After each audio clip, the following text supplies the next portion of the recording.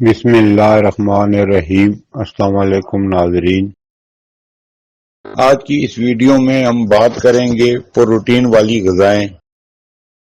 Protein جسمانی خلیات، پٹھوں کی مرمت اور مضبوطی کے لیے انتہائی ضروری ہیں۔ پروٹین دو طرح کی ہوتی ہیں، نمبر 1 جانوروں سے حاصل کردہ، نمبر 2 پودوں سے حاصل کردہ۔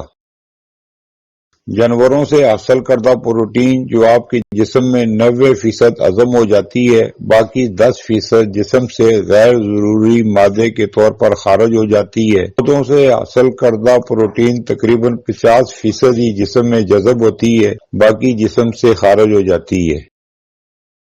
پروٹین کے فوائد: پٹھوں اور ہڈیوں کو مضبوط بناتا ہے، وزن کم کرنے اور میٹابولزم کو تیز کرنے میں مدد کرتا ہے، مدافعتی نظام کو بہتر بناتا ہے، طویل عرصے تک پیٹ بھرا رکھتا ہے۔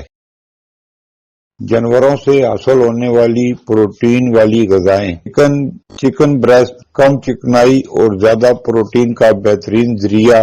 انڈے ایگ، ایک بڑے انڈے میں تقریباً 6 سے 7 گرام پروٹین ہوتی ہے۔ مچھلی فش، سالمن اور ٹونا مچھلی پروٹین سے بھرپور ہیں۔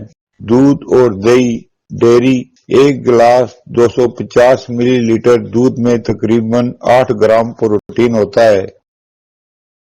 سبزیوں اور پودوں سے حاصل ہونے والی پروٹین: دالیں، مونگ ماش، چنے، لوبیا، سویابین، ٹوفو اور خشک میوہ جات میں بادام، اخروٹ، مونگ پھلی شامل ہیں۔ انار کے سرخی مائل دانوں کے ایک کپ میں 4 گرام پروٹین ہوتی ہے۔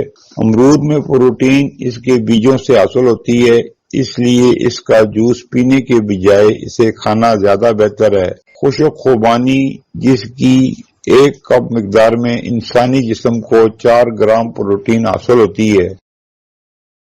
اہم ٹپس: روزانہ اپنی خوراک میں پروٹین ضرور شامل کریں۔